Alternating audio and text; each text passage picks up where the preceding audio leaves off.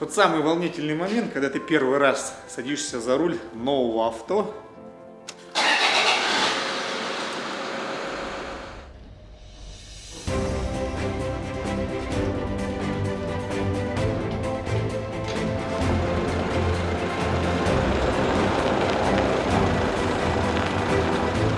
Нас иногда спрашивают, а как вам вообще пришла в голову идея объехать вокруг света на машинах? Нам было мало путешествий по родной России. Нам стало тесно в Средней Азии. И мы двигались все дальше и дальше, добираясь за рулем до самой Малайзии.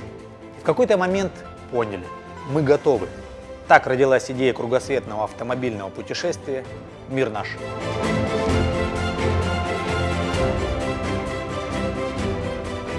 Идея была грандиозна – объехать на машинах весь мир по самым интересным местам. Даже там, где автомобилей с российскими номерами никогда не было.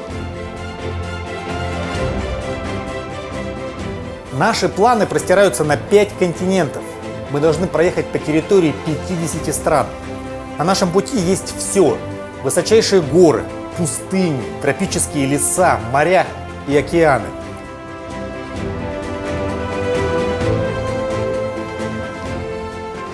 Первые метры на новой машине даются, конечно, нелегко. Честно говоря, волнуюсь. Последний раз садился за руль нового пикапа 7 или даже 8 лет назад, когда покупал Nissan Navara. И вот сегодня опять. Вообще я всегда был искренним противником коробки автомат. На внедорожнике мне казалось, что это для слабаков. Ну вот сейчас еду на автомате, и мне кажется, мне это нравится. Может быть, я даже и привыкну. Ну, конечно, 3 литра – это 3 литра. Это не 2,5. И, видимо, за эти 8 лет технологии продвинулись вперед. Чувствуется, что машинка такая тяговитая. Берет сразу, трогается сразу. Ну, честно говоря, мы едем на летней резине. Ну, так держит она дорогу. Поэтому сильно не газую, не торможу. Но мне нравится. В общем, я доволен и надеюсь, что эта машина послужит мне долго. Мы прекрасно понимаем, куда едем, поэтому решили подготовить наши машины очень серьезно.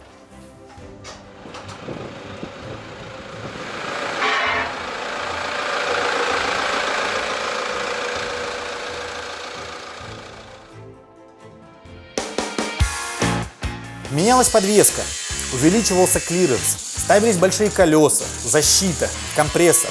Спереди и сзади теперь авто защищали силовые бамперы с лебедкой. Бензобаки стали в 2 раза больше. Когда узнали, что Алексей хочет ехать в кругосветное путешествие на автомобилях, естественно, возникло желание поучаствовать в этом проекте, посмотреть, как наши детали будут работать в экстремальных условиях, на разных поверхностях, с разными температурами от минус 40 до плюс 48-50.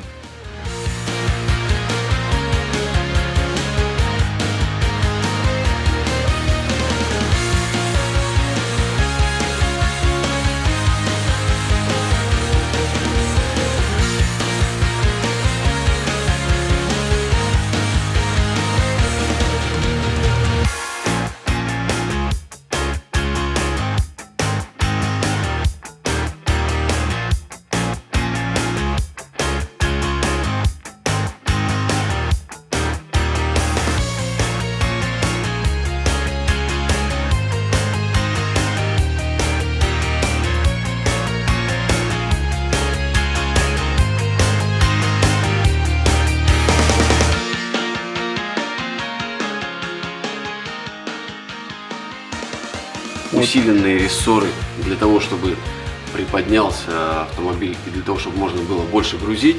Установлены серьги, усиленные серьги, установлены усиленные амортизаторы и установлены усиленные стремянки, так как рессоры рассчитаны на больший вес.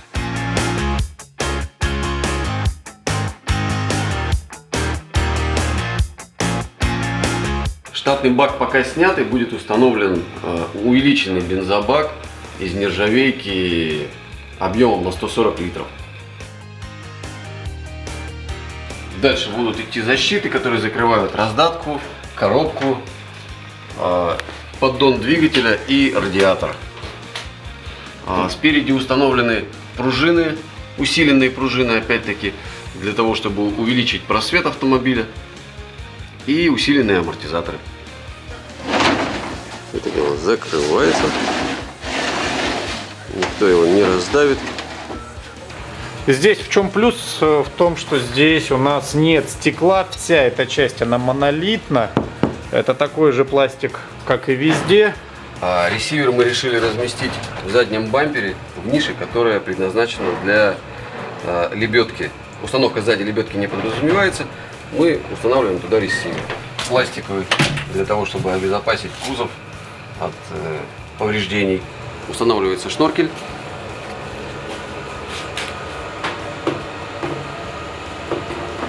Примерно вот так вот он будет выглядеть. Здесь вместо штатных клепок были установлены для более крепкого держания шноркеля установлены резьбовые клепки.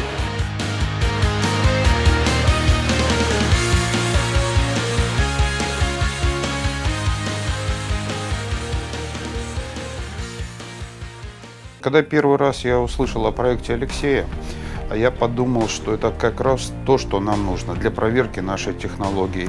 Мы посмотрели весь маршрут, это как раз лежит в разных регионах по всему земному шару, это то, что нам нужно. Мы разработали технологию фототреков, это достоверная привязка фотографий со смартфонов именно к координатам, месту и времени. Разработали прототип сценария, как это будет выглядеть и на веб-сайте, на мобильных приложениях. И поговорили с командой Алексея для того, чтобы они помогли нам это протестировать. Один раз надо заехать. Помимо подготовки автомобилей, нужно было тщательно подготовить маршрут. Нам необходимо было сделать пермиты для проезда по Китаю, таможенные документы Корнета для Индии, проработать вопросы с безопасностью в Пакистане. Все это требовало большого количества времени и энергии. Вот поэтому их мы сейчас доделываем, и в принципе машины вот они будут.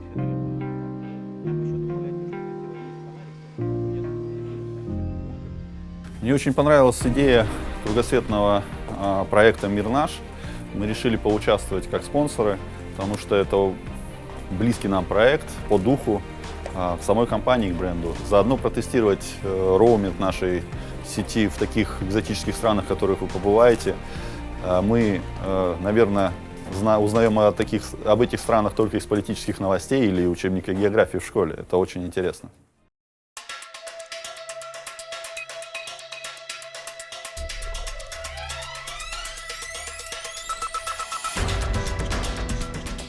Сделана шумоизоляция крыши и дверей, как бы к полу не полезли, не надо ему это. Значит, везде выводятся, во все возможные интересные и неинтересные места выводятся провода USB, питание для разных приборов и гаджетов. Значит, установлена акустика для рации. Все приборы по нашему небольшому, как бы такому хобби, мы приборы разрываем на части. Приборы у нас живут в одних местах, а управляющие элементы в других местах. Ну, значит, здесь у нас планируется в салоне небольшие переделки. Значит, переезжает, меняет места жительства часть кнопок, которые штатные в автомобиле. Их места занимают, соответственно, у нас рации, кнопки управления внешним освещением. Здесь у нас будет радар-детектор. Здесь уже размещены питания для USB-преобразователей. Соответственно, провода питания для гаджетов будут выходить вот здесь, ну, в необходимых для этого местах. Значит, повезло нам в данном случае, что у нас рация 8800 AFT Яся, у которой имеется съемная панель. Вот таким вот образом панелька у нас переместилась в нижнюю часть приборной панели. Значит, динамики, как я уже говорил, установлены для нее в панель. Ну, как бы качество звука должно быть на хорошем уровне. Это у нас, получается, эти у нас свет внешний, передний, задний будет. А это у нас включение преобразователя на 220 с индикацией. Также в автомобиль был установлен преобразователь напряжения до 220 вольт. Достаточно мощный, киловатт. Для него, соответственно, сделаны розетки для включения потребителей. Ну вот, как бы у нас инсталляция, можно считать, завершенной. То есть все, о чем мы говорили до этого, теперь можно посмотреть, как бы, что у нас, что где разместилось. Теперь уже установлено. Установлен трекер GPS автономный. То есть здесь просто ему место. Выведен провод питания для камеры GoPro. Установлена акустика для рации. Вот, значит, выведены провода питания для разных гаджетов, для пятерочки, для айпадика. Значит, радар-детектор свежий, достаточно нового поколения. Вот, значит, здесь у нас все без изменений. Все остальные вещи более-менее интересные у нас находятся внизу. Собственно, вниз у нас переехала рация. Там же дальше находятся органы управления верхней люстрой, управление источником питания 220 вольт, а также парочка розеточек USB. Находится на задней переборке. То есть все это закреплено за сиденьем, все сохранено, сиденье складывается. Как бы, ну, машину мы оставляем все-таки машиной. Нажимаем на кнопочку.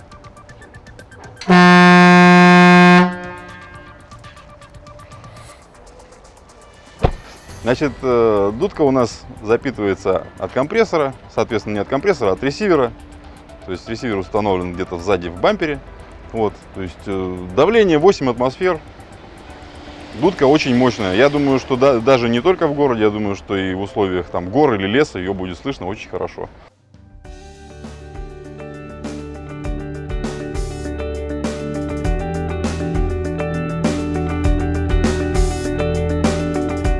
Мало было просто собрать машины, их нужно было еще испытать. Мы наматывали тысячи километров, доезжали до самых отдаленных мест на Алтае, проверяли, все ли готово.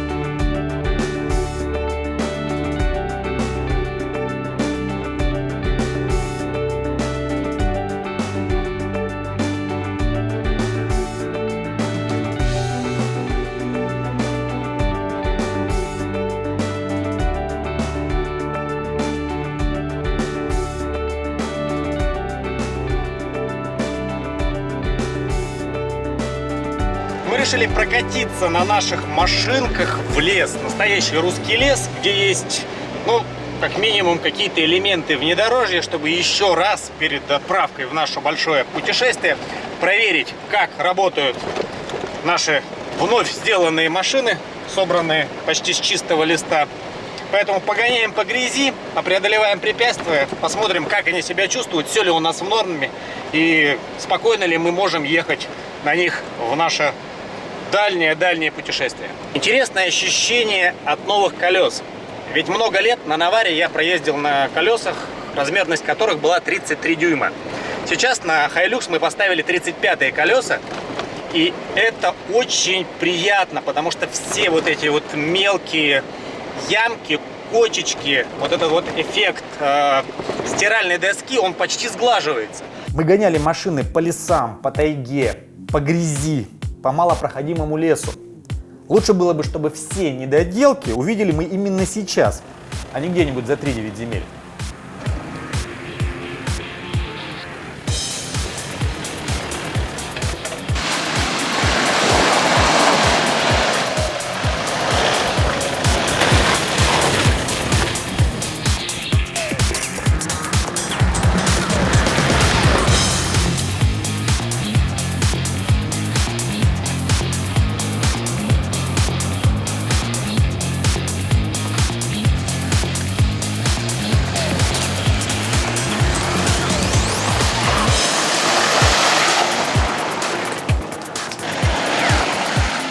Лужица оказалась куда глубже, чем я предполагал. Я думал, потихонечку ее проеду, а так получилось, что я прямо в нее свалился. И вот эта вот трясинка, она нас чуть-чуть подтянула. Не сказать, чтобы мы сильно сидим, но нужно, чтобы меня немного кто-нибудь дернул.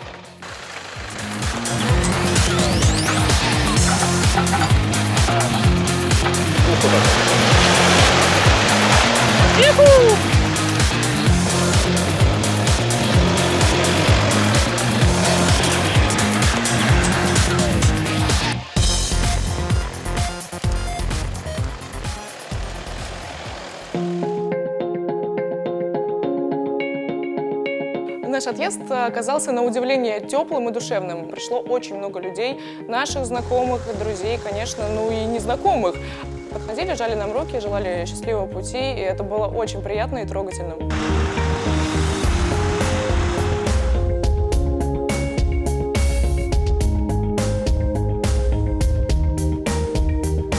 Я за ними обязательно присмотрю, чтобы они вели тебя хорошо. Тогда мы точно войдем в кадр.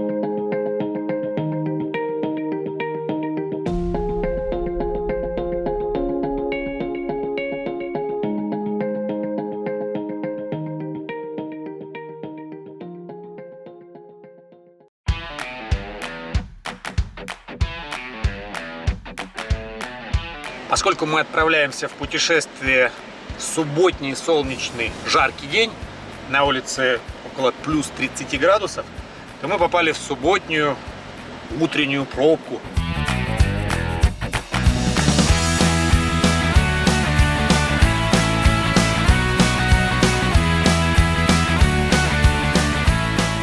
Друзья, есть прекрасная новость. Если наш общий предполагаемый пробег 150 тысяч километров всего нашего путешествия кругосветного, то нам осталось всего ничего 149 900.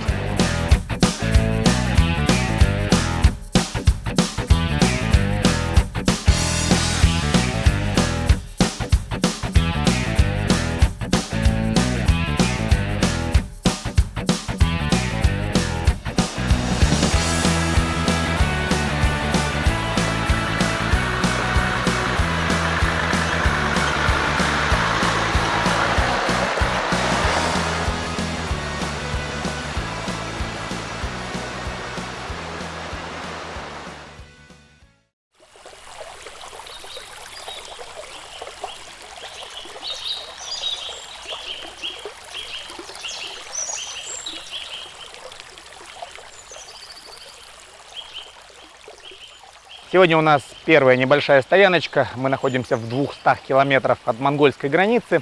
Контрольно-пропускной пункт Ашанта закрыт в воскресенье. И мы решили окончательно привести все наши вещи в порядок. Поскольку мы отправляемся в очень серьезную поездку, вероятны поломки, нужно будет что-то нам из запчастей менять, мы решили взять по максимуму. Прежде всего, это много воздушных фильтров. Монголия очень пыльная страна. Также у нас есть масляные, топливные фильтры, лампочки, для того, чтобы все-таки вдруг шпильки обломятся в колесах. Обязательно комплект ремней, множество мелких запчастей и, что очень важно, 4 амортизатора, поскольку есть риск того, что мы их можем где-то пробить. Помимо амортизатора есть расходники, это масло в 20-литровых канистрах, на всякий случай, поскольку нам не хочется покупать продукты сомнительного происхождения в Китае, как это уже было. Эти расходники мы будем менять по схеме, собственно говоря, стандартного технического обслуживания. Потому что по трассе мягких амортизаторах машин на поворотах очень сильно закидывает. И даже преодолевая перевалы, было страшно входить в повороты.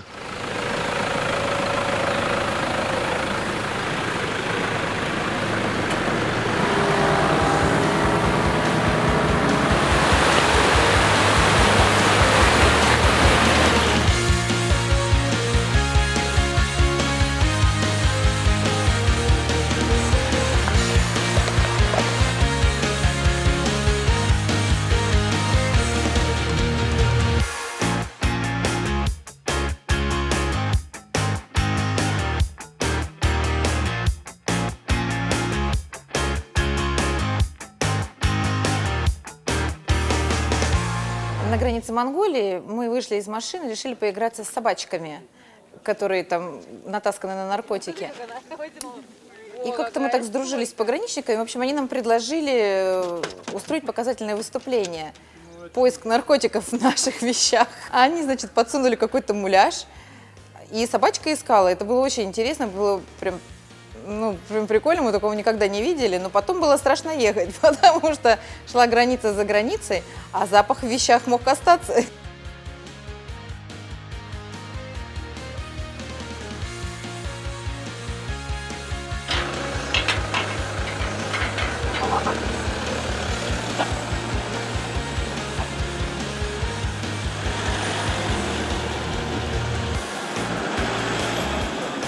Определить место начала Монголии мы не могли, и на наш вопрос вежливые пограничники ответили, что Монголия – это там, где заканчивается асфальт. Монголия поразила нас полным отсутствием дорог, но огромным количеством направлений.